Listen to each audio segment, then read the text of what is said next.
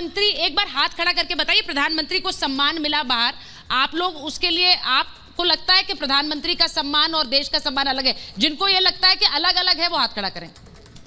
प्रधानमंत्री और देश का सम्मान एक है? ठीक है, अब सवाल एक दो लेती हूं, उसके बाद में ये बोल वहां भी करा सकती थी लेकिन पहले नहीं कराऊंगी। हाँ,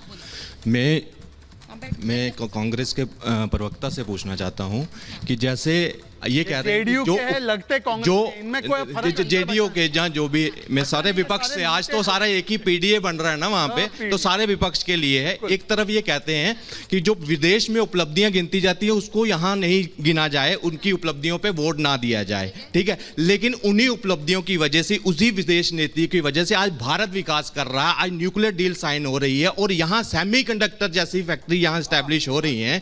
तो क्या उसके एक मिनट हो गई भैया, अभी जनता के चल रहे हैं, तब नो क्रॉस टॉक प्लीज। अगर उससे देश का विकास हो रहा है, रोजगार यहाँ बन रहा है उसी विदेश नीति से, तो क्यों ना वोट दिया जाए मोदी सरकार को? ठीक है, वो कह रहे हैं कि उसी विदेश नीति पर बहुत सी चीजें हो रही हैं। मेरा भी सवाल कांग्रेस प्रवक्ता से, आप बोल रहे हैं कि अंतर्राष्ट्रीय और नेशनल को अलग अलग करके देखा जाए, ठीक है, अलग करके। क्वेश्चन ये है कि बीजेपी को हम लोग 2024 में इसलिए वोट दे रहे हैं क्योंकि उन्होंने जो वादा किया था उसको डंका के चोट पर पूरा किया, जैसे 370 हो गया, राम मंदिर हो गया।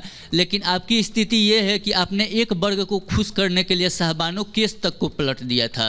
तो क्या आप सत्ता में आएंगे तो CAA NRC लाएंगे? आपके तो कुछ नेता बोल रहे हैं कि हम सत्ता में आएंगे तो 370 को हटा देंगे, तो ऐसे कैसे वोट मिलेगा? दुष्यंत जी, ठीक है, भाटी जी बोला चाहते हैं। असल में दोनों बातें मैंने ही कही थी, लेकिन मैं कांग्रेस का प्रवक्ता नहीं हूं, मैं समाजवादी पार्टी का प्रवक्ता। मैंने ये नहीं कहा उपलब्धियां वो गिननी नहीं चाहिए।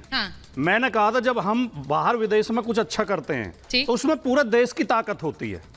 बाहर अगर देश के प्रधानमंत्री को सम्मान मिलता है तो भारत की ताकत है, 140 करोड़ लोगों की ताकत है।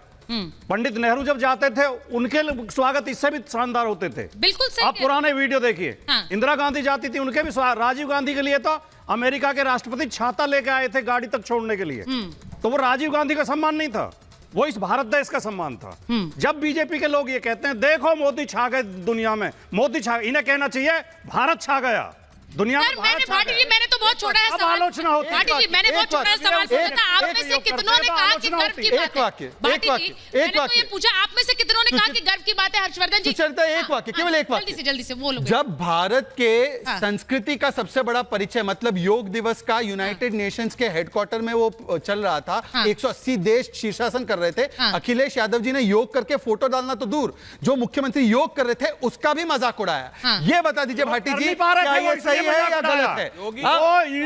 गिर रहे थे, ये तरीका है, ये सीन था। अब मुझे बता दीजिए कि योगी जी तो योग नहीं कर पाते, इनसे कौन सा योग हो पा रहा है? ये ना योग के, ना उद्योग के, ना लोग के, इसीलिए वो नहीं कर रहे थे, मैं उसे ही करके योग लोग उद्योग ने बहिष्कार कर दिया, जो नहीं कर पा रहे थे मुख्यमंत्री, मैं सेकंडों में करके दिखाता हूँ।